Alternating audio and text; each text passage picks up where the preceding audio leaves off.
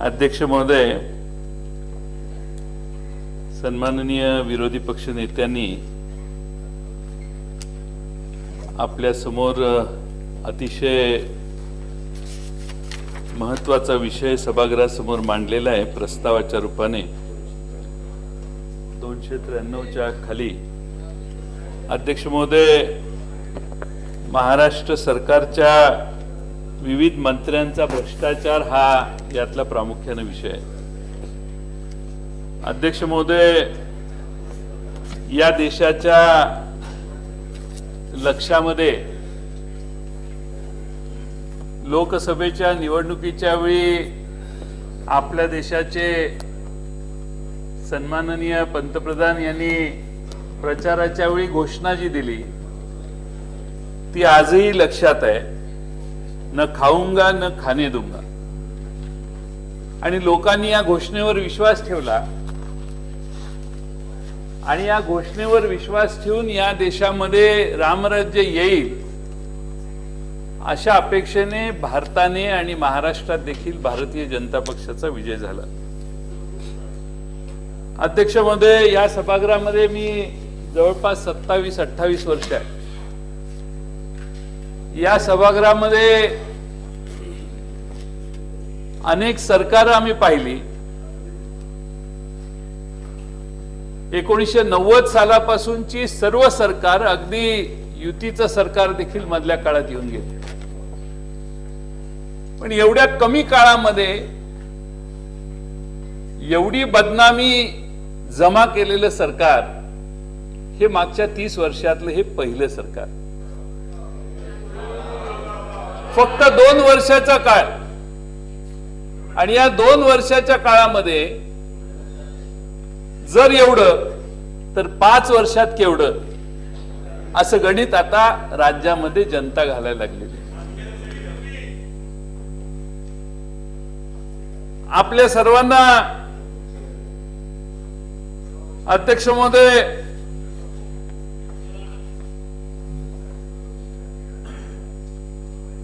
आपल्या सर्वांना आम्ही लहानपणी टीव्हीवर आपण हनुमानाचे चित्रपट बघायचो। हनुमानाची शेपटी वाढतच जाते, ती कधी थांबतच नाही। आणि त्या शेपटीप्रमाणे अध्यक्ष महोदय, प्रत्येक अधिवेशनामध्ये नव्या नव्या भ्रष्ट मंत्र्यांची भर पडायला लागली। मुख्यमंत्री बऱ्याच वेळेला अस्वस्थ दिसायचे, मला वाटायचं की एक्सपान्शन साठी अस्वस्थ आहे, आता मंत्रिमंडळाची वाढ करायची औत्सुक्य आहे म्हणून अस्वस्थ आहे। पण आता मला त्यांच्या अस्वस्थतेचं कारण कळायला लागलं की हुडकून हुडकून काढलं तरी कितीही झालं तरी प्रत्येकाच्या वर काही ना काही आरोप असल्यामुळे कुणाला मंत्री करायचं हा त्यांचा प्रश्न पडलेला होता। आणि म्हणून इतका काळ एक्सपान्शन थोडंसं लांबायला लागलेलं होतं। त्यांनी काही चॉईस केले। कोकण पट्टीतून 2 जणांना मंत्रिमंडळात घेण्यातला एकाचा चॉईस करायचं ठरलं। मग पनवेलच्या आमदारांना करायचं का ठाणे जिल्ह्यातल्या पलीकडच्या आमच्या रवींद्र चव्हाणांना करायचं? आमच्या गावित साहेब पलीकडे बसलेले आहेत, अनेक जण इकडून निवडून तिकडे गेलेले आहेत, इकडून तिकडे गेले आणि निवडून आले असेही आहेत। पण गावित साहेब क्रायटेरिया काय हे आपण लक्षात घेणं गरजेचं आहे। क्रायटेरिया कितीही गुन्हे केले, कितीही त्याच्यावर आरोप असले तरी तो ओरिजिनल असला पाहिजे, हा भारतीय जनता पक्षाचा क्रायटेरिया। क्रायटेरिया स्वच्छ प्रतिमेचा नाहीये, अनुभवाचा नाहीये। किती कर्तबगारी त्या जिल्ह्यात आहे, त्या जिल्ह्यावर किती प्रभाव तुमचा आहे याचं काय क्रायटेरिया गावित साहेब नाहीये। आणि म्हणून आमच्या ठाकूर यांच्या ऐवजी रवींद्र चव्हाणांचा चॉईस सन्माननीय मुख्यमंत्र्यांनी केला नाही, कारण कुणीही नाराज आलं की ते म्हणतात मेरे हाथ में कुछ नहीं है, वो ऊपर से आता है। त्यामुळे दिल्लीतनं त्यांचा चॉईस कदाचित केला असेल। पण अध्यक्ष महोदय, भारतीय जनता पक्षाची या देशामध्ये एक वेगळी ओळख होती। स्वच्छ प्रतिमा हे सगळ्यात मोठी प्रायोरिटी भारतीय जनता पक्षाला आजपर्यंत असायची, असा या देशात सर्वदूर समज झालेला होता। हा समज जो आहे, हा समज हळूहळू कमी झालेला आहे. यासाठीच आज आमच्या विरोधी पक्ष नेत्याने 293 खाली हा प्रस्ताव आम्हाला आणावा लागेल. आपल्याला सुधारणा करण्यासाठी संधी मिळावी. फक्त 2 वर्ष झालेली आहेत, अजून 3 वर्षात तुम्ही सुधारावे. आणि ज्या उद्देशाने महाराष्ट्राच्या जनतेने तुम्हाला या ठिकाणी आणून बसवलेलं आहे, त्या उद्दिष्टापर्यंत तुम्ही पोहोचण्याचं काम करावं. हीच अतिशय सदहेतुकपणाने विरोधी पक्षाच्या बाकावरून हा प्रस्ताव आम्ही आणले.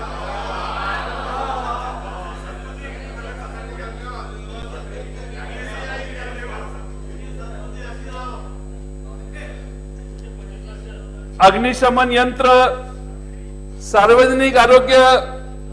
अरे लॉटरी बसून करू नका. तिकीट जाऊन विकत घ्या, लागली बिगली तर भलं होऊन जाईल. का चिंता करता?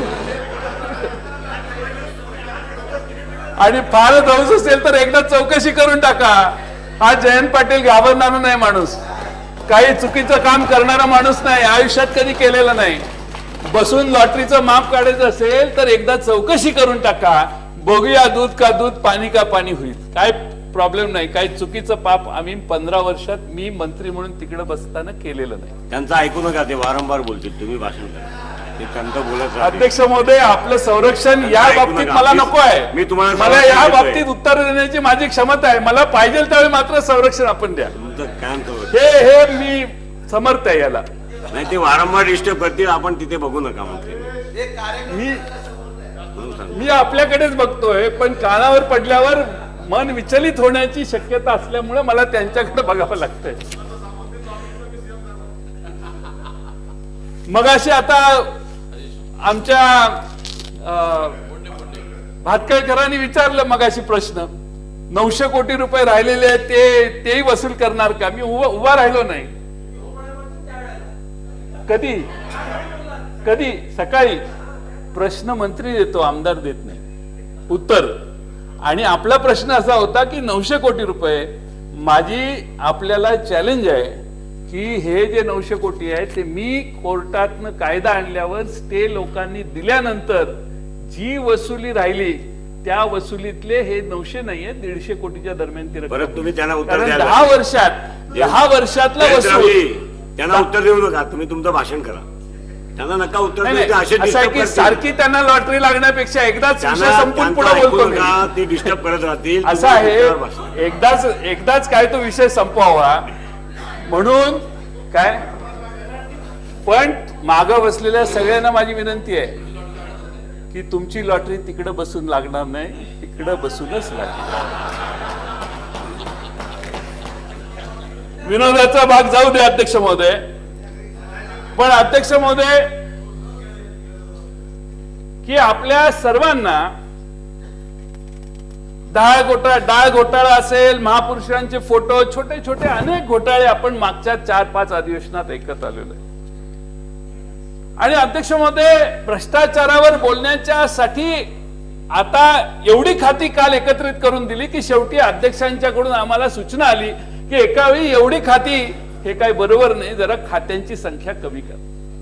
म्हणून पुन्हा प्रस्ताव बदलावा लागला आणि 10-12 खात्याच्या ऐवजी 2-4 खात्यांचा उल्लेख करून आम्ही पुन्हा प्रस्ताव सबमिट केला. अध्यक्ष महोदय, मला हे सांगायचं की फार कमी काळामध्ये या सगळ्या परिस्थितीत अध्यक्ष महोदय, भ्रष्टाचारी असणाऱ्या मंत्र्यांची किंवा त्यात सहभागी झालेले किंवा त्याला अप्रत्यक्ष मदत करणाऱ्या मंत्र्यांची संख्या या मंत्रिमंडळात वाढलेली आहे, यात अध्यक्ष महोदय काही शंका नाही. अध्यक्ष महोदय, खरं म्हणजे मुख्यमंत्र्यांचा आणि काही मंत्र्यांचा असा समज होण्याचा शक्यता आहे की आम्ही वारंवार तेच मुद्दे मांडतोय. पण अध्यक्ष महोदय, आमच्याकडून आम्ही अनेक पुरावे सादर करण्याचा प्रयत्न केला. पण अध्यक्ष महोदय, माननीय मुख्यमंत्र्यांनी जवळपास सगळ्यांनाच क्लीन चिट देण्याचा कार्यक्रम केला, ज्याचा उल्लेख आमच्या विरोधी पक्षनेत्यांनी केला. माझ्या मते तर क्लीन चिट चीफ मिनिस्टर म्हणजे CCCM अशी आता पदवी माननीय मुख्यमंत्री महोदयांना दिली पाहिजे. शेवटी हे घर बरोबर आहे, तुमच्या बरोबर तुम्ही त्यांना शपथ घेऊन सहकारी म्हणून घेतलेलं आहे. बरोबर घेतल्यावर थोडीशी बाजू घेतली पाहिजे, आम्ही समजू शकतो. पण अध्यक्ष महोदय, आपण एखाद्याला प्रोटेक्ट करत असताना त्याचे कागदोपत्री काही अडचणी असतील तर आपण त्यांच्याशी बोलून आजच्या चर्चेनंतर त्यांना सांगितलं तर बरं होईल की हे आपण फार अडचणीत येण्याची शक्यता आहे, आपण तूर्त थांबावं. असं काही मधला मार्ग जर काढला तर अशा चर्चा महाराष्ट्रात बाहेर कमी जातील अशी आमची विनंती आहे. तर शेवटी असं आहे की आपल्यासारखा एक सात्विक चेहरा, स्वच्छ चेहरा, निरागसता वर बघितली काल आम्ही, ती काय दिसत नव्हती काल निरागसता. पण अध्यक्ष महोदय, इतक्या चांगल्या इच्छेने माणूस सत्तेवर जर आलेला असेल तर बरोबर सहकारी घेताना आजूबाजूला बसलेली लोक स्वच्छ असावीत. हे जर पाळलं नाही साधन सूचित आपण, तर मग शेवटी या सगळ्या भ्रष्टाचाराच्या आरोपाचं केंद्र आपण होऊ शकतो. आणि त्यापासून आपल्यासारखा एक उमदा महाराष्ट्रातला एक तरुण नेता अशा बाबतीत कधीही कोणताही कलंक जवळ करणार नाही याची आम्हा सगळ्यांना खात्री आहे. खरं म्हणजे अध्यक्ष महोदय, आपण अनेक भ्रष्टाचाराची प्रकरणं ऐकतो. बीड जिल्ह्यातल्या जिल्हा मध्यवर्ती बँकेतला भ्रष्टाचार, अगदी आमचे विरोधी पक्ष नेते वरच्या सभागृहातले, त्यांना देखील त्याच्यावर नोटीस आहे, वर्तमानपत्रात वेगवेगळ्या बातम्या येतात, ते फरार झाले किंवा नाही झाले याचा प्रश्न आहे. अध्यक्ष महोदय, बीड जिल्हा मध्यवर्ती बँक, ज्या बीड जिल्हा मध्यवर्ती बँकेचं संचालक मंडळ मला वाटतं आज भारतीय जनता पक्षाच्या विचाराचं आहे, आपल्या अधिपत्याखाली आहे. आणि त्या बीड जिल्हा मध्यवर्ती बँकेच्या अधिपत्याखाली असणाऱ्या बँकेतल्या एका संचालकांनी आज आत्महत्या केली. माजी संचालक. अध्यक्ष महोदय, मेघराज आडसकर, ज्यांचे बंधू रमेश आडसकर हे भारतीय जनता पक्षाचे आज त्या जिल्ह्यामध्ये, आमच्या पंकजाताईंच्या नेतृत्वाखाली असणाऱ्या भारतीय जनता पक्षाच्या जिल्ह्यामध्ये ते त्या पक्षाचं नेतृत्व जवळपास आता चांगल्या पद्धतीने करतात. पूर्वी आमच्या पक्षात होते, पूर्वी काही काळापूर्वी. बाबूराव आडसकर मंत्री आमदार होते, फार मोठी परंपरा असणार ते घराणं. अध्यक्ष महोदय, त्यांच्या घरातल्या त्यांच्या मुलाला, रमेश आडसकरांच्या बंधूला, बीड जिल्हा बँकेच्या प्रकरणामध्ये सगळ्यांच्यावर आरोप आहेत. काल माझ्या माहितीप्रमाणे पोलिसांची चौकशी किंवा रेडी झाली. शेवटी मेघराज आडसकर यांनी आत्महत्या केली. आज त्यांनी आत्महत्या करत असताना पोलिसांच्या जाचाला कंटाळून आत्महत्या केली. आणि आत्महत्या करत असताना त्यांनी सुसाईड नोट ठेवली मागे. काय म्हटले? बीड जिल्हा मध्यवर्ती सहकारी बँकेत 7 सालापर्यंत संचालक असताना मी बँकेचा अध्यक्ष व मंडळाच्या विरोधात संचालक होतो. आमचा विरोध असताना सुद्धा आम्हाला व इतर संचालकांना ऐन वेळेचे कोणतेही ठराव घेऊन अडकवले आहे. खऱ्या बँकेचे 2 चेअरमन राजाभाऊ मुंडे व सुभाष सारडा जबाबदार आहेत. इतर कुणीही बँकेच्या कर्ज प्रकरणात जबाबदार नाहीत. अध्यक्ष महोदय, कोण राजाभाऊ मुंडे, कोण सुभाष सारडा? भारतीय जनता पक्षाचे त्या जिल्ह्यातले नेते, प्रमुख नेते आहेत की जे त्या जिल्हा मध्यवर्ती बँकेचे चेअरमन होते. अध्यक्ष महोदय, मी यासाठी सांगतोय की राज्यातल्या वेगवेगळ्या जिल्हा बँकांच्या चौकशा चालू आहेत. अगदी टोकाच्या चौकशा करायला पाहिजेत, त्यात काय असेल ते सापडलं पाहिजे, त्याबद्दल कुणाची दुमत नाही. या बाजूला तर आम्ही कधी त्याच्या बाबतीत ऑब्जेक्शन घेत नाही. सहकारात जे स्वच्छ आणि पारदर्शी आहे त्याचाच पाठपुरावा आम्ही सगळ्यांनी केलेला आहे. पण दुर्दैवाने अध्यक्ष महोदय, जिल्हा मध्यवर्ती बँकेच्या संचालकाने आत्महत्या करावी आणि भारतीय जनता पक्षाच्या 2 नेत्यांची नावं त्यात घालावीत आणि आत्महत्या करावी. त्याच्या पुढे दुसरी सुसाईड नोट आहे. आपल्या घरातल्या पत्नीने मुलांना कसं सांभाळावं, आई वडिलांना वगैरे असे सुसाईड, अतिशय भावनात्मक नोट्स मुख्यमंत्री महोदय लिहिलेले आहेत. आपल्याला पाहिजे तर त्या मी वाचायला देईन. अध्यक्ष महोदय, ठाणे जिल्ह्यात बिल्डरने, परमार नावाच्या बिल्डरने आत्महत्या केली. सुसाईड नोट मध्ये किती नाव आहेत माहित नाही, पण 4 नगरसेवकांना तर आपण अटक केली. त्यांना बाहेर येता मुश्किल झालं. आता हे तर फक्त 2च आहे. आपण पारदर्शी कारभाराची अपेक्षा करत असू तर आज संध्याकाळपर्यंत सुसाईड नोट मध्ये नाव ज्यांचं लिहिलेलं आहे त्यांना आपण अरेस्ट करून आपण किती निष्पृह आहे हे दाखवण्याची आपल्याला आज त्या निमित्तानं संधी आहे. आणि मला खात्री आहे तुम्ही ते आज संध्याकाळपर्यंत काम करा. हे यासाठी मी सांगतोय की अध्यक्ष महोदय, भ्रष्टाचाराच्या संदर्भात आपण ज्यावेळी बोलतो त्यावेळी भ्रष्टाचाराच्या परिणाम किती लांब सर्व दूर होत असतात याची माहिती अध्यक्ष महोदय आपण वेगवेगळ्या वेळी घेत असतो. आणि म्हणून भारतीय जनता पक्ष हा आता सर्व पक्षांसारखाच आहे. पार्टी विथ द डिफरन्स हा विषय आता भारतीय जनता पक्षासाठी राहिलेला नाही. मी असं म्हणणार नाही की भारतीय जनता पक्ष गुंडांचा पक्ष आहे, कारण काल आपण त्याचं उत्तर वर दिलेलं आहे. पण अध्यक्ष महोदय, भ्रष्टाचाराचा पक्ष व्हायला लागलेला आहे आणि हे नरेंद्र मोदींना मान्य कधीच होणार नाही. आणि म्हणून आपल्यावर ही प्राईम रिस्पॉन्सिबिलिटी आहे. काही कामं महाराष्ट्रात नाही झाली तरी चालतील, पण भ्रष्टाचाराचे आरोप तुम्हाला जर घ्यायला लागले तर आपल्यातल्या अनेक जणांना ते अडचणीचं होऊ शकतं. अध्यक्ष महोदय, माझी आपणाला विनंती आहे की या सर्व माजी मंत्र्यांना, सर्व सध्याच्या मंत्र्यांना, मंत्री महोदय आपण विश्वासात घ्यावं. काही रेकॉर्डला असेल तर दुरुस्त करावं, पण दुरुस्त कसं करता याची छोटीशी माहिती आपल्याला देतो. मी सगळ्या आरोपांचा उल्लेख करणार नाही. आमचे जयकुमार रावळ गेले, आता त्यांच्या त्या बँकेच्या केसमध्ये SIT औरंगाबाद कोर्टाच्या मार्गदर्शनाखाली काम करत होती. SIT काम करत असताना, आपण औरंगाबादच्या कोर्टाच्या खाली काम करत असताना आमच्या जयकुमार रावळांचा नंबर 3 होता. त्यात 56 आरोपी होते. अध्यक्ष महोदय, कल्याण अगरवाल नावाचे एक सद्ग्रस्त या 56 पैकी असतील एखाद्या वेळी.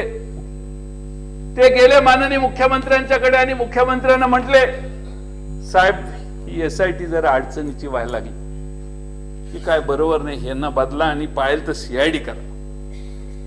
ज्यावेळी औरंगाबाद खंडपीठांच्या मार्गदर्शनाखाली चौकशी चालू होती, SITचं काम जवळपास पूर्ण होत आलेलं होतं, त्यावेळी आता सगळेच अडकायला लागलेले आहेत. या भीतीनं त्या सगळ्यांनी विनंती माननीय मुख्यमंत्री महोदयांना केली असेल, पण नाव फक्त त्यात आमच्या या कल्याण अगरवालांचं आहे. अध्यक्ष महोदय, माननीय CM यांनी तत्परतेत काम किती वेगानं करावं याचं चांगला अनेक उदाहरणं मुख्यमंत्र्यांनी घातलेली आहेत. आमच्या पृथ्वीराज बाबा मुख्यमंत्री असताना काही नगरविकास खात्याची कामं होती. आपण सत्तेवर आल्यावर फटाफट फायली क्लिअर केल्या, वेग स्पीड जोरात आहे. बाबा आमचे विचार करून काम करायचे, पण आपण अतिवेगानं काम करत असल्यामुळे चांगलं काम आहे. आपल्या वेगाला फार महत्व आहे जगात. अगदी आता बुलेट ट्रेनची चर्चा आपण करतोय, त्यामुळे वेगाला महत्व आहे. आणि 2019 आम्ही कोणी विसरलेलो नाही, त्यामुळे 2019च्या आधी अनेक प्रोजेक्ट आपल्याला पूर्ण करायचे आहेत. तसं वेग आपल्या कामाला आहे, याचं मला कौतुक आहे आणि अभिनंदनही मी त्यासाठी करेन. पण अध्यक्ष महोदय, त्याच वेगानं या दादासाहेब रावळ सहकारी बँकेची चौकशी SIT करत असताना आपण ती चौकशी CIDच्या मार्फत करा असे आदेश दिले. अध्यक्ष महोदय, आम्ही सोडा, औरंगाबाद खंडपीठ देखील आश्चर्य त्यांना वाटलं. त्यांनी ताशेरे मारले. म्हटले तपास SITचा लॉजिकल एंडला पोचलेला आहे, आणि लॉजिकल एंडला पोचलेला असताना ही CID चौकशी कशी काय लावली तुम्ही?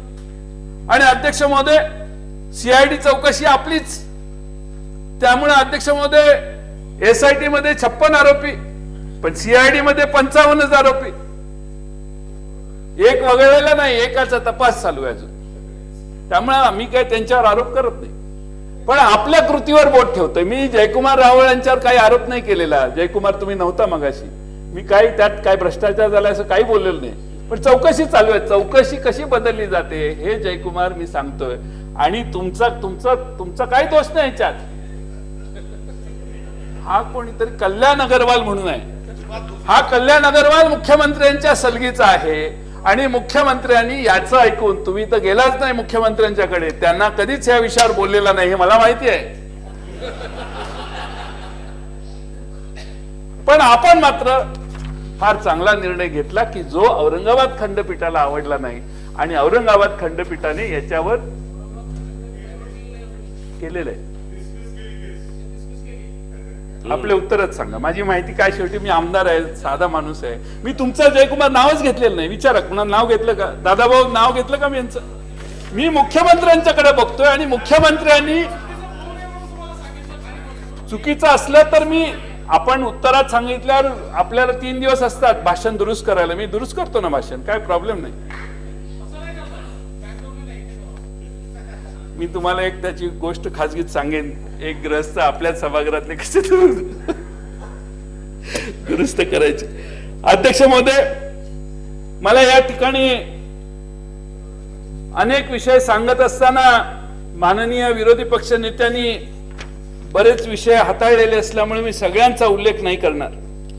पण अध्यक्ष महोदय, सुधीर भाऊंनी एकदा सांगितलेलं नमामि गंगेच्या पार्श्वभूमीवर आता नमामि चंद्रभागा आम्ही करणार आहे. पण अध्यक्ष महोदय, चंद्रभागेचं असो, कृष्णेचं असो, भीमेचं असो, सगळ्या महाराष्ट्रातल्या नद्या शुद्ध करत असताना बरीच घाण दगडगोटे आपल्याला त्यातनं बाजूला करावे लागतील. आणि मुख्यमंत्र्यांना आमची विनंती आहे की अशा सगळ्याच दगडगोट्यांना बाजूला करण्याचं काम आपण करावं. आपण मात्र आमच्या खडसे साहेबांना मंत्रिमंडळातून घालवलं. खडसे साहेबांना इतक्या दमदार नेत्याला आपल्याला जायला लावलं. आपल्या शेजारी दुसऱ्या खुर्चीत कोण बसायचं याची स्पर्धा असेल अशी आम्हाला शंका होती. पण प्रकाश मेहता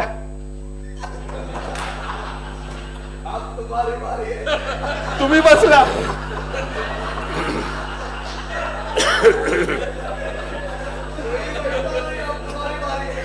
कोणी बसायला तयार नाही. मी एकदा मुख्यमंत्री सभागृहात सांगितलेलं होतं की एकाला झटका द्या, सगळे सरळ होतील, आणि शेजारी धक्का देऊन दाखवा. आणि खरंच तुम्ही म्हटल्या सल्ल्याचा स्वीकार केला आणि शेजारी धक्का दिला. मागच्याला किती आनंद होते बघा फिरून मागे.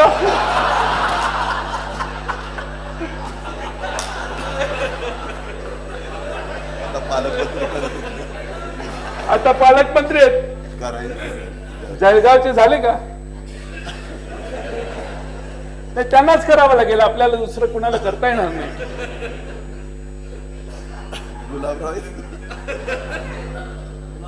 गुलाबरावांचं तर वेगळंच आहे. मध्ये काहीतरी अटक झालं होती ना, जाऊन हजर झाले. काहीतरी प्रकरण आहे, तुम्ही सांगा, मी तुमचं नाव नाही घेणार. पण काहीतरी होतं. पण गुलाबरावांना कॅबिनेट मंत्री करायला पाहिजे होतं. अर्जुनराव खोतकरांना कॅबिनेट मंत्री करायला पाहिजे होतं. इतके वर्ष सभागृहात चांगलं काम करणाऱ्याची परफॉर्मन्सचं काही काउंटिंग आहे की नाही? रवींद्र चव्हाण काय परफॉर्मन्स, चांगलं काम असेल त्यांचं, मला माहित नाही तुमच्या पक्षात, पण सभागृहात या दोघांचा एवढा चांगला परफॉर्मन्स आहे. पण अध्यक्ष महोदय, राज्यमंत्री पदावर आपल्याला थांबावं लागलं. खात्याची तर लांबच चर्चा, दिवा किती मोठा याला जास्त महत्व. पण अध्यक्ष महोदय, अनेक पद्धतीनं आपण काम करत असताना आमच्या खडसे साहेबांनी काल उठून सांगितलं की मला कोर्टाने क्लीन चिट दिलेली आहे म्हणून. माझ्या माहितीप्रमाणे मुख्यमंत्र्यांनीच भारतीय जनता पक्षाच्या एका शिबिरामध्ये क्लीन चिट दिलेली आहे. कोर्टाने द्यायची वेळ नाही, मुख्यमंत्र्यांना द्यावी लागली ती नाईलाजाने. त्यांनी सांगितलं की एटीएसने तुमच्या भारतीय जनता पक्षाच्या शिबिरावर आमचं फार लक्ष असतं अलीकडं, त्या शिबिरात मुख्यमंत्र्यांनी क्लीन चिट दिली. एकदा अध्यक्ष महोदय गुप्ततेची शपथ घेतलेली आहे तर सरकारच्या फाईलमध्ये आपल्या समोर काय आलं त्याचा अंतिम निर्णय झाल्याशिवाय अशा गोष्टी उघड करायच्या नसतात. माननीय मुख्यमंत्री महोदयांनी एटीएसने कोर्टात काय सांगितलं ते सांगायच्या आधी ह्यांनी अध्यक्ष महोदय भारतीय जनता पक्षाच्या शिबिरामध्येच कार्यकर्त्यांच्या समोर सांगितलं की एटीएसने यांना क्लीन चिट दिली. थोडा धीर धरा. एटीएसने काय सांगितलं? एटीएसने सांगितलं की आम्हाला टेररिझमच्या संबंधातल्या कोणत्याही गोष्टी याच्यात दिसत नाहीत, अशी काही चर्चा झालेली दिसत नाही. पण अन्य गोष्टींच्या साठी एटीएस फार क्लिअर त्यांनी ऍफिडेव्हिट मध्ये किंवा कोर्टात माहिती दिली नाही. मी थोडी माहिती घ्यायचा प्रयत्न केला अध्यक्ष महोदय की कुठं गुन्हा नोंद आहे. श्रीयुत खडसे साहेब यांच्या विरोधी कुठे गुन्हा नोंद आहे? नोंद तर असायला पाहिजे कुठे.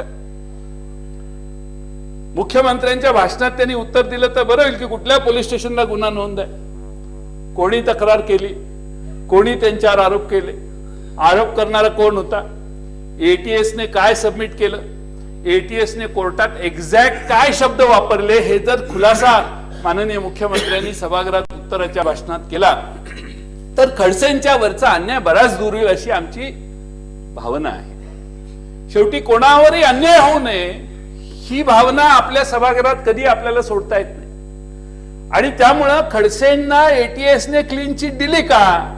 दिली असेल तर काय वर्डिंग वापरलं? मग एक्झॅक्ट वर्डिंग वापरलं असेल तर ते एक्झॅक्ट वर्डिंग पटलावर ठेवा, कदाचित मोठं असेल तर. पण आमची कुतूहलता आहे की तुम्ही क्लीन चिट दिली का एटीएसने दिली? ते म्हणतात मला कोर्टाने दिली. कोर्टाने दिली तर तसं काही दिसत नाही बाबा आपल्याला कुठं. त्यामुळे क्लीन चिट त्यांनी दिली, एटीएसने दिली का ह्या आमच्या समोर बसलेल्या कोर्टाने दिली, हे आम्हाला कळणं ही आमची उत्सुकता आहे. आम्ही सद्भाव का आम्ही त्यांचे सद्भावना आहे आमची त्यांच्याबद्दल. तुमच्या मनात जेवढी त्यांच्याबद्दल आपुलकी आणि सद्भावना आहे. आता काल त्यांनी तिकडनं भाषण केलं, बोट का था, आमची नावं नाही घेतली, पण बोटाचं पॉइंटिंग जे होतं ते पलीकडच्या बाजूच्या पहिल्या बाकावर होतं असं आम्हा सगळ्यांना वाटलं. त्यामुळे या सगळ्या शंका दूर करण्याची आज आपल्याला उत्तराच्या भाषणात संधी आहे. आणि हे जे एटीएस सगळं प्रकरण आहे ते एक्झॅक्टली काय आहे? मग तो फोन कुणाचा होता? तो फोन आणखीन कोणी वापरतं का? आमच्याकडे माहिती आहे तो फोन कोण आणखीन ज्यादा वापरतं ते. त्यामुळे तो फोन आणखीन कोण वापरतं का? एक्झॅक्ट संभाषण झालं का नाही? झालं असेल तर त्या फोनवर कोण एक्झॅक्ट बोललं, कोणता विषय बोलला, आणि पलीकडच्या बाजूला दाऊद कोणाकोणाशी बोलत होता याची माहिती असणं आवश्यक आहे. कारण दाऊद या नावाच्या साठी या महाराष्ट्रातल्या एका मोठ्या नेत्याच्या बाबतीत सतत वारंवार आरोप होत होते काही वर्षापूर्वी. आज अध्यक्ष महोदय डायरेक्ट या महाराष्ट्रात भारतात डायरेक्ट पाकिस्तानातून फोन आला आणि महाराष्ट्रातल्या एका मंत्र्यांशी ते बोलले असं वर्तमानपत्रात आले. आम्ही कधीही हा आरोप केलेला नाही, to be correct on record. पण आता कुतूहल आहे, त्यांचे 2-3 प्रकरणं सांगितली माननीय विरोधी पक्ष नेत्यांनी.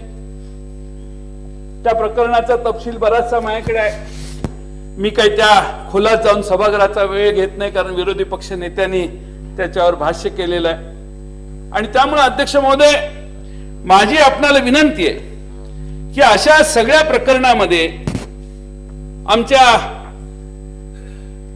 पंकजाताईंचं डिपार्टमेंट आहे, फार चांगलं डिपार्टमेंट त्या चालवतात. आपण अतिशय चांगलं जलसंधारणाचं काम ताई करत होता. तुमचं नाव महाराष्ट्रात झालं असतं म्हणून तुमचं खातं काढलं. तुम्ही गांभीर्याने विचार करा या सगळ्या गोष्टीचा.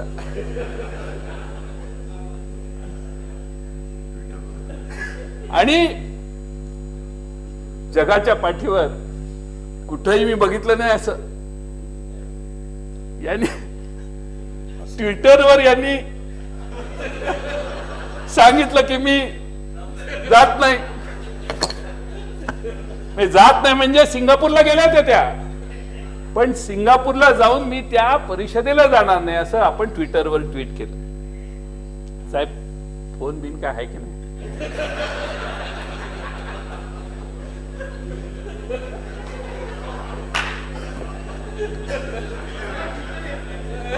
तुम्हाला ट्विटर येतं.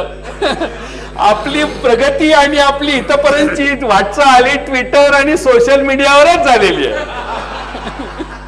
जनमानसामध्ये आपलं काय स्थान आहे त्याची अजून जिल्हा परिषद, महानगरपालिका, नगरपालिकेत आता टेस्टिंग होणार आहे. आपलं स्थान चांगलं राहावं. मी I am good well wisher of Devendra Fadnavis, CM पण नाही, पण ट्विटरवर भांडाभांडी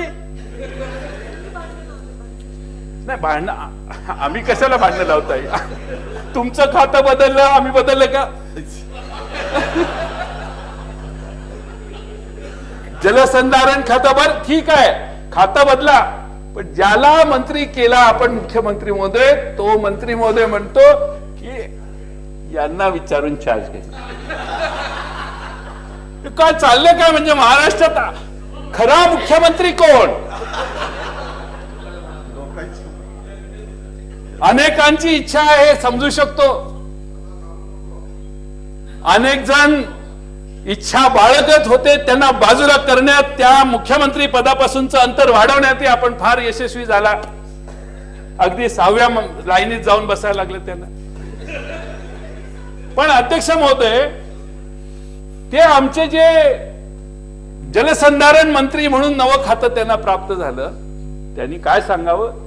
पंकजाताईंचा आदेश घेतल्यावर त्यांच्या परवानगीनेच मी ते खातं सांभाळणार आहे. जबरदस्त कमांड जर असावी तर ती अशी असावी. आपण याचा काहीतरी विचार करा मुख्यमंत्री महोदय.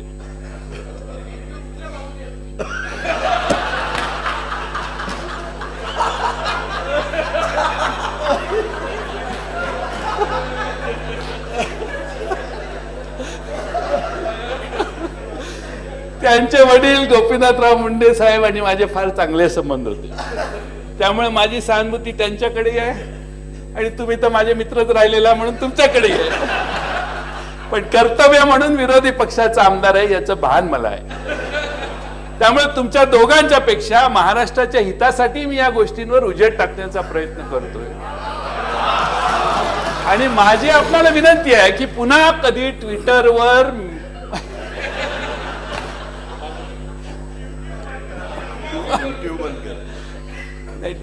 ट्विटर नाही, पण असं आहे अध्यक्ष महोदय, सोशल मीडिया हा अतिशय प्रभावी झालेला आहे. साधी छोटीशी एखादी गोष्ट झाली तर एखाद्याबद्दल गैरसमजी झपाट्याने महाराष्ट्रात आणि देशात पसरू शकतो. एखादी गोष्ट छोटीशी झाली तरी फार मोठ्या प्रमाणात त्याचा बदनामी देखील होऊ शकते, त्याचा फायदाही होऊ शकतो. आणि म्हणून अशा पद्धतीनं महाराष्ट्राच्या मंत्रिमंडळातल्या सदस्यांनी ट्विटरवर पुन्हा बोलू नये. अध्यक्ष महोदय,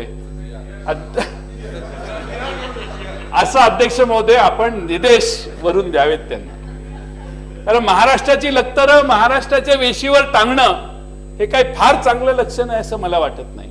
आणि माझी विनंती आहे की इथनं पुढे कुठल्याही मंत्रिमंडळातल्या मंत्र्यांच्या बद्दल आपल्याला काही सांगायचं असेल तर त्याला बोलून आपण सांगावं.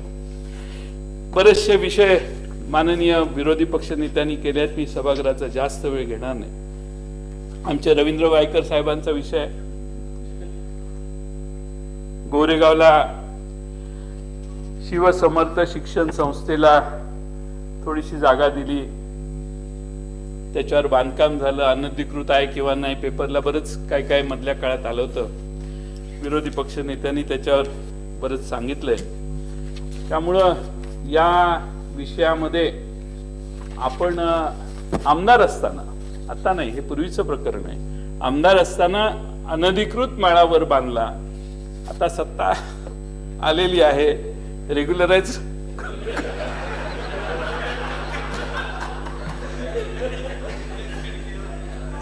अनधिकृत असेल तर रेग्युलराइज करा, आणि रेग्युलराइज करायचं नसेल तर पाडून टाका. दोघातलं एक मात्र मुख्यमंत्री महोदय करावं लागेल. त्याच्याबरोबर तिथला बरचसं पटांगण हे कंपाऊंड घालून आत घेतलेलं आहे असाही रिपोर्टमध्ये आहे. माझ्याकडे ते रिपोर्ट आहेत, मी आपल्याला माहिती देईन. नाही मी कशाला, मी तुमचा, मला तशी आवश्यकता नाहीये. मी काही चुका असतील तर त्या दुरुस्त करा एवढं हितचिंतक म्हणून मी भाषण करतोय. मी तिकडे जाऊन चौकशी कशाला करू आणि काय, आपल्याला तसा इंटरेस्ट नाहीये. पण असं काय असेल तर दुरुस्त करायला, मदत करायला माननीय नगर विकास मंत्री आपल्याला योग्य ती मदत करतील. आता तुम्ही शिवसेनेचे, ते भारतीय जनता पक्षाचे, म्हणून ही मदत होणार नाही म्हणून मी सभागृहात हे मांडतोय. तुमची जेवढी अडचण होईल, आता काल का परवा पेपरला आलं होतं की सगळे शिवसैनिकचे आमदार आजच आले, मला वाटतं कामं होत नाहीत, त्यामुळं सरकारमध्ये कसं राहायचं थोडीशी चिंता आहे त्यांच्या मनात. अध्यक्ष महोदय, रायकर साहेबांचा दुसरा एक प्रश्न आहे. एका SRAच्या योजनेमध्ये ते संचालक आहेत, त्यांनी त्याचा एक खुलासा केलाय. त्यांनी सांगितलं की मी 11 सालीच त्याचा राजीनामा दिला. पण माझ्याकडे कागद आहेत, निवडणुकीला उभे राहताना आपण एक सबमिशन करतो, त्या ऍफिडेव्हिट मध्ये ते त्याचे संचालक आहेत म्हणून लिहिलेलं आहे. म्हणजे आपण सांगितलं की आपण 2011 साली राजीनामा दिला, 11 का 12 साली, पण 2014ला जी निवडणूक झाली त्या निवडणुकीत आपल्या लक्षात नाही आलं की आपण ऍफिडेव्हिट मध्ये मी त्या कंपनीचा संचालक आहे असं लिहिलेलं आहे. ऍफिडेव्हिट मध्ये. हा, मग ते चुकलं असेल तर स्पष्टीकरण द्या, ही संधी आहे आपल्याला. मी फार फ्लेक्झिबल आहे, काय प्रॉब्लेम नाही. पण जर नसेल चुकलेलं तर त्या सगळ्या माहित्या मुख्यमंत्र्यांना मिळाव्यात, यासाठी मी हे मुद्दे या ठिकाणी मांडतोय. शिवसेनेत तुम्ही आहात, त्याचा सदुपयोग ते करतीलच याची खात्री नाहीये, पण करावे असं त्यांच्यासाठी मी त्यांच्या वतीनं तुम्हाला विनंती करतो. एक, त्या जागेचं रेग्युलरायझेशन, आणि दुसरं ते SRAच्या योजनेत डायरेक्टर होते, ते 14 साली डायरेक्टर होते, आणि त्या 14 साली जे डायरेक्टर होते त्या 14 सालच्या डायरेक्टर पदाच्या याच्यात माझ्याकडं तपशील आहे, त्यांच्या ॲफिडेव्हिटचाही तपशील आहे. त्यामुळं त्याप्रमाणे नसावं असं वाटतंय, पण जर असेल तर त्यासाठी सुधारणा करण्याची गरज आहे. मी हे सगळेच कागद देतो. संजय निरुपम यांनी बरेच आरोप केलेले आहेत, मी त्याच्या खोलात जात नाही, त्याचं उत्तरही त्यांनी दिलेलं आहे आणि आपल्याला काही आरोप करायचा नाही आहे. पण हे दोन मुद्दे हे स्पष्ट करण्याची गरज आहे आणि मुख्यमंत्र्यांनी त्याचा खुलासा करून घ्यावा, इंटरनल करावा, ट्विटरवर करून घेऊ नये ही विनंती. अध्यक्ष महोदय, संभाजीराव निलंगेकर पाटील. अध्यक्ष महोदय, संभाजीराव निलंगेकर पाटील एका तरुण माणसाला आपण मंत्री केलं. मला दिसते इच्छा तुमच्यात की तरुणांना संधी द्या. तरुणांना संधी देऊन महाराष्ट्रातल्या वेगवेगळ्या भागातल्या तरुणांना या मंत्रिमंडळात आणण्याचा प्रयत्न आपण केलेला आहे. पण त्या उत्साहात त्यांचा मागे काय कार्यक्रम त्यांनी केलेला आहे त्याचा काही अभ्यास करण्याची गरज आहे. आपल्या इंटेलिजन्सचं खातं जे आहे त्याला आधी मंत्रिपदाच्या शपथेच्या आधी आपल्या मनातल्या नावांचं एक्सप्लेनेशन घेऊन हे करायला पाहिजे होतं. संभाजीराव निलंगेकरांचा जो आरोप त्यांच्यावर झालेला आहे तो आरोप ज्याचा उल्लेख विरोधी पक्ष नेत्यांनी केला, अध्यक्ष महोदय, तोही आरोप एवढा गंभीर आहे की सीबीआयच्या चार्जशीट मध्ये अध्यक्ष महोदय त्यांचं नाव आहे. लातूर पोलीस स्टेशन मध्ये सीबीआयने गुन्हा नोंद केलेला आहे. त्यांना मंत्री करण्याबद्दल आमची तक्रार नाही, पण त्यातनं बाहेर येईपर्यंत थोडे दिवस बाहेर ठेवा. आपल्याला हे शक्य नसेल, संख्या टिकवायची असेल पक्षांतर्गत, तर त्यांना बिनखात्याचा मंत्री करा, काय प्रॉब्लेम नाही. पण अध्यक्ष महोदय, अशा पद्धतीचे गंभीर आरोप असतील तर आपण त्याच्यातून त्यांची मुक्ती करण्यासाठी आता सीबीआय पण आपल्याच हातात आहे, काय प्रॉब्लेम नाही. आपण वर बोलून घेतलं तर लगेच त्याचं नाव काढून टाक. आता मगाशी नाही का ATS मधून नाव आपण, मगाशी एक काय विषय झाला, SIT मधून आपण एक नाव काढलं, तसं तेही नाव आपण काढू शकतो. आपण असं मला वाटतंय, म्हणजे मला वरचा अनुभव कमी आहे, तिकडं अनुभव जास्त आहे, पण मला काही दिल्लीत काम करण्याचा अनुभव नाही.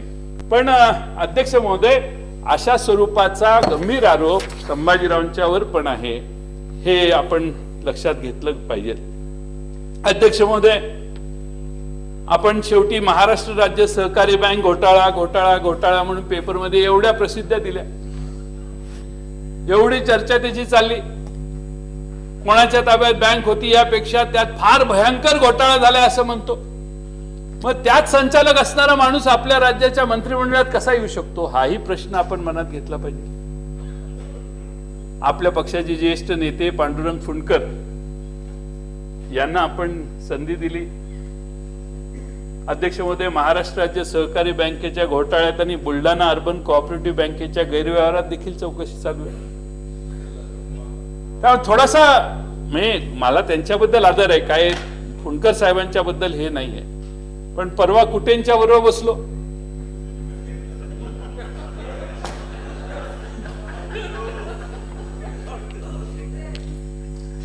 दुःख किती असतं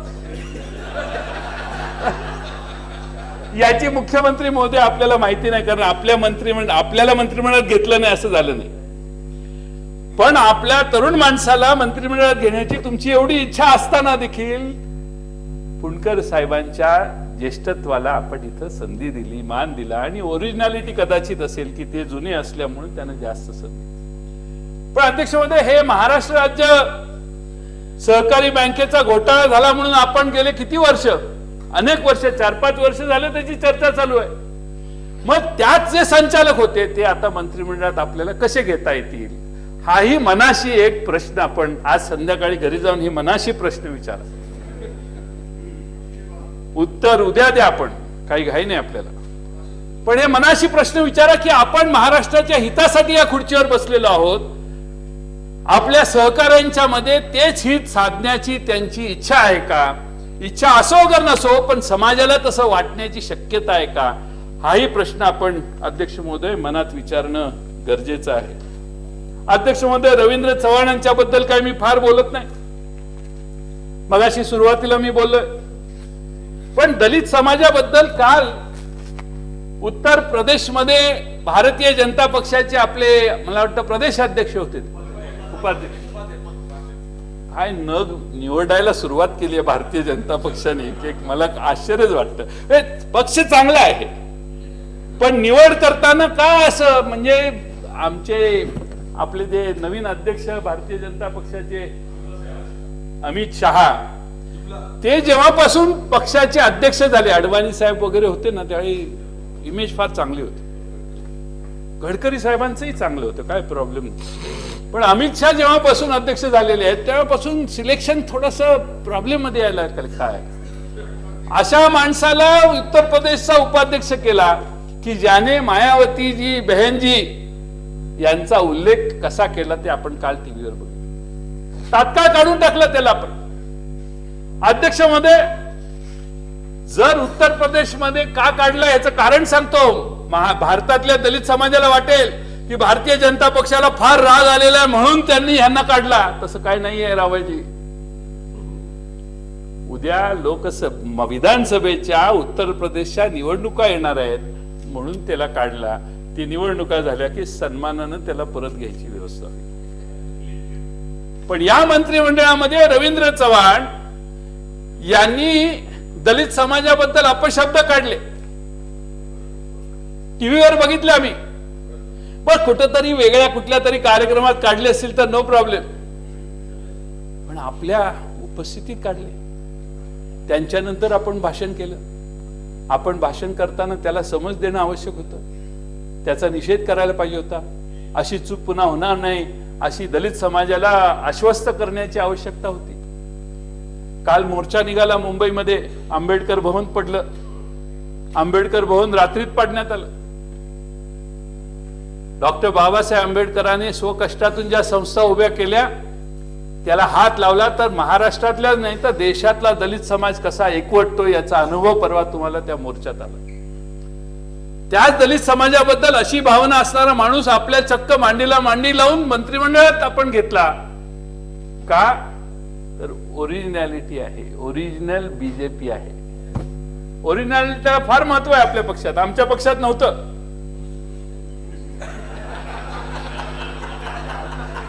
आम्ही मोकळ्या मनाचे. या तुम्ही आला, या बसा बसा. उद्या देवेंद्रजी आपण जरी आला तरी आपला सन्मान. आणि त्यामुळं गावित साहेबांच्या सारख्या अनेक माझ्या मित्रांना अस्वस्थ झालेले आहेत सगळे. त्यांचं नाव घेतलं की ते म्हणतात माझी अडचण मुख्यमंत्री करतील, माझं नाव घेऊ नका.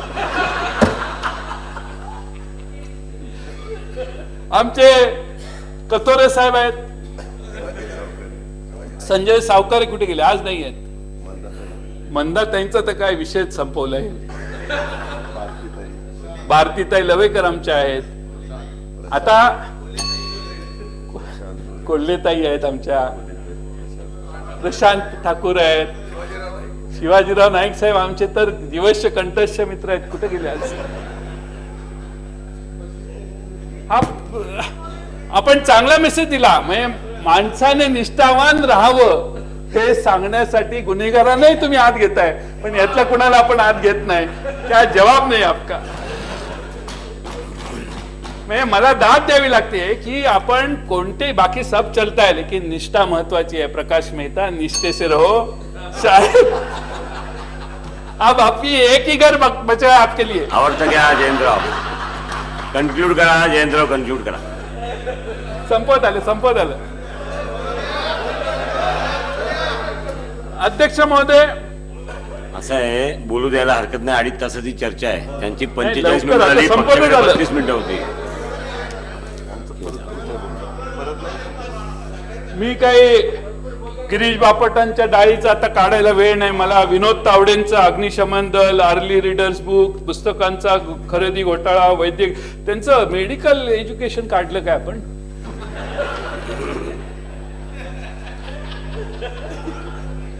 फार उत्तरं चांगली दिली आज त्यांनी. एवढा हजरजबाबी मंत्री आपल्या मंत्रिमंडळात दुसरा कोणी नसेल.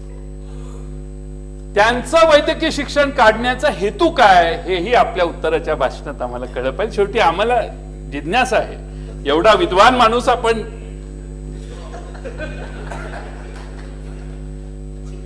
ते कसे डिग्री पर्यंत पोहोचले याच्या खोलात मी जात नाही, पण डिग्री पर्यंत पोहोचण्यासाठी आज मुंबईतल्या आणि महाराष्ट्रातल्या लाखो मुलांना प्रवेश घेताना ज्या समस्या आहेत त्या मगाशी याच सभागृहात तासाभरापूर्वी चर्चा झाल्या. आणि त्यामुळे या सगळ्या प्रश्नांचा उहापोह मी करून आपला अध्यक्ष महोदय वेळ घेणार नाही. गिरीश महाजनांनी मध्ये सांगितलेलं होतं की 100 कोटीची लाच मला कोणीतरी ऑफर केली. नाही, तुम्ही घेतली नसणारच, त्याबद्दल माझे. पण कळलं पाहिजे सभागृहाला की एवढे 100 कोटी देणारा कोण, काहीतरी कळलं पाहिजे की नाही. असं पेपरमध्ये बातमी आता खडसे साहेब म्हटले मी तोंड उघडलं तर देश हादरेल. आज हादरणार आहे आपल्या उत्तराच्या भाषणात. आपण बोलणार आहात, पण देश हादरेल अशी भूमिका खडसे साहेबांनी घेतली. म्हणजे हे या देशाच्या हितासाठी महत्वाचं आहे. खडसे साहेबांच्याकडे जी माहिती आहे ती या देशाच्या हितासाठी अत्यंत गंभीर आणि महत्वाची आहे. आणि मला नका सांगू, सभागृहाला सांगा. नाही तर सभागृहाला नसेल तर मी खाजगीत येतो, मला सांगा. त्या अटीवर मी हा मुद्दा सोडतो. पण अध्यक्ष महोदय, या सगळ्या प्रश्नामध्ये आपण मुख्यमंत्र्यांनी लक्ष द्यावं. आणि मुख्यमंत्र्यांनी महाराष्ट्रातल्या मंत्रिमंडळात वर मुख्यमंत्र्यांचं भाषण मी बघित होतो, वर उत्तर त्यांनी दिलं, वरचा खाली उल्लेख करायची गरज नाही. राणे साहेबांनी एक आरोप केला महिलेच्या बाबतीत. मुख्यमंत्र्यांनी उत्तर असं दिलेलं आहे की प्रत्येक मंत्री एकमेकाला विचारायला लागलेला आहे. बोला की नाही वर तुम्ही असं? मी बघितलं.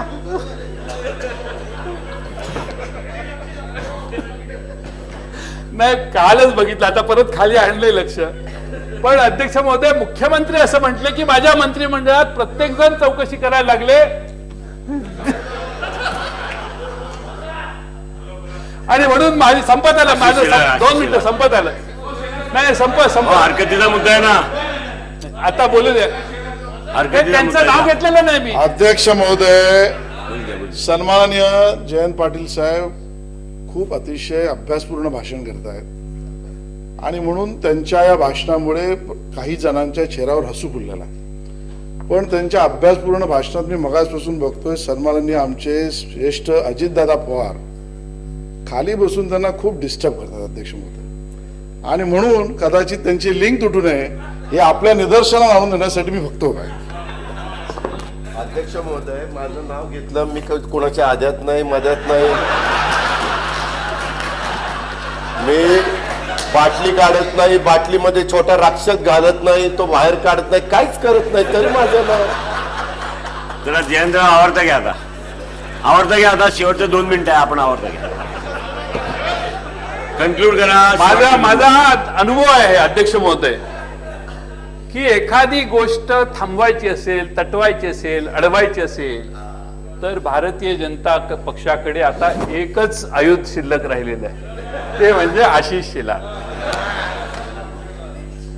शेलार मामा कधी सरदार होऊ शकले नाहीत, चला त्यामुळे तुम्हाला महानगरपालिकेपर्यंतच वापरण्याचा निर्णय झालेला आहे पक्षात. तुम्हारी पहुंच उधर तक ही है, उसके बाद में नहीं है. पुढे राम कदम, आवडता घ्या आता, आवडता घ्या. आवडतं कसं आता ते बोलले म्हटलं. बस झालं ना आता, आपण 51 मिनिटं बोलले, 51 मिनिटं तुमच्या सगळ्यांचा वेळ, सगळ्यांचा तरी झालाय, सगळ्यांचा वेळ जरी झाला असेल तरी झालाय. काँग्रेस पक्षाकडे 48 मिनिटं होती. शशिकांतजी, आपण म्हणताय सगळ्यांचा वेळ घ्या, आपण वेळ वाढवू शकतो, याला काय अडचण नाही. 1 मिनिट ऐकून घ्या ना, यशोमतीत आहे, आपण ऐकून घ्या. काँग्रेसची 48 मिनिटं वेळ होती, ऐका ना, दोघांची वेळ संपलेली आहे, त्याच्याही वर अध्यक्ष महोदय, संपवतो. कन्क्लूड करा ना. आपण कधीतरी फ्री क्लास घेऊ, असे बाहेर कुठेतरी, बाहेर कुठेतरी असा फ्री क्लास घेऊ याच्यामध्ये. नाही, मी तुमची इच्छा माझ्या लक्षात आली, अजून मंत्र्यांची संख्या वाढवायची नाही माझ्या भाषणात, असं तुमचं जे म्हणणं आहे. नाही, असं माझं काही आता म्हणणं मी नाहीये. पुरा आरोप आपली वेळ थांबवतो. भरपूर झाली आहे. आता नव्यानं कुठल्याही मंत्र्यावर आरोप करत नाही.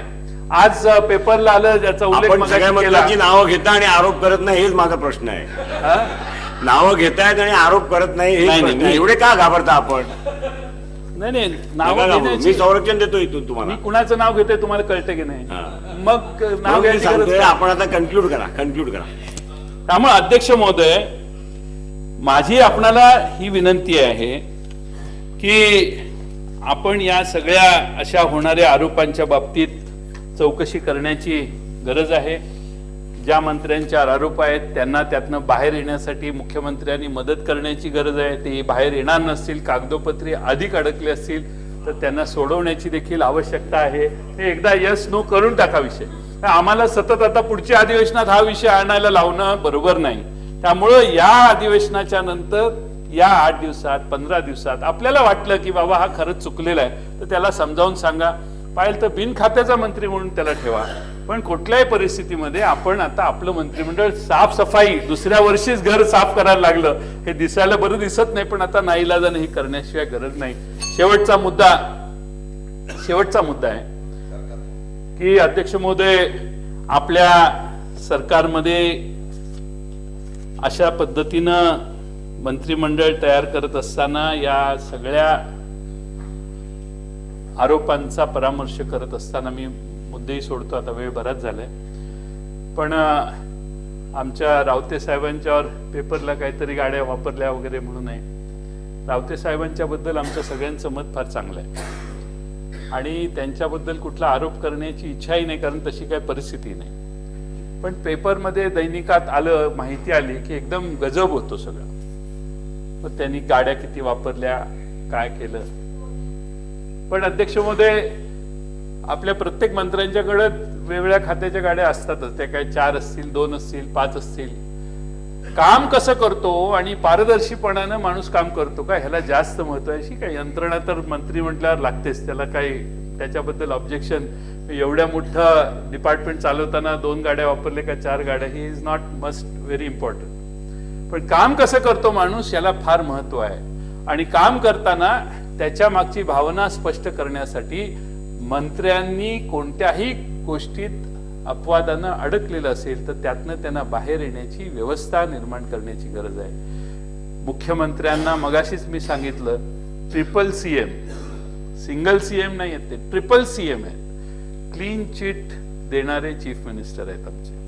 आणि त्यामुळं त्यांनी न विचारताच, मंत्री रावळ तुम्हाला दिली की नाही चिठ्ठ, न विचारताच चिठ्ठी मिळण्याची शक्यता आहे. पण शेवटी हा विनोदाचा भाग सोडला तरी एकदा त्यांनी खरं कोण कशात आहे याचा खुलासा, इथं गडबड करायची गरज नाही, उत्तरात देण्याची गरज नाही, कारण आम्ही दिलेल्या आरोपाची कागदपत्रही आपल्याला आम्ही देऊ. आपण विचार करा, महाराष्ट्राच्या हितासाठी ही चर्चा आम्ही सभागृहात आणलेली आहे. आणि आपला भारतीय जनता पक्षाचा चेहरा जो आहे तो स्वच्छ नाही आहे, तो काळवंडलेला आहे. गंगा राम तेरी गंगा मैली असा एक सिनेमा आहे, तर आपने वैसे अभी भारतीय जनता पक्ष का हो गया है. 2 साल में इतना मैल बढ़ गया है, तो शायद उरलेल्या 3 वर्षामध्ये काय होईल. आणि म्हणून वेळीच याला रोख लावण्यासाठी मला खात्री आहे की आमचे सगळे मित्र मंत्री महोदय जे आहेत ते तुमच्या हितासाठी भविष्यात अशा गोष्टी होऊ नयेत म्हणूनच हे सगळे मुद्दे आम्ही मांडले आहेत, याची नोंद आपण घ्याल. आणि भारतीय जनता पक्ष हा भ्रष्ट मंत्र्यांचा पक्ष आहे अशी जी महाराष्ट्राला आपण ओळख करून दिलेली आहे ती बदलण्याचा उरलेल्या 2-2.5 वर्षात प्रयत्न कराल अशी अपेक्षा करतो आणि माझे 2 शब्द पूर्ण करतो.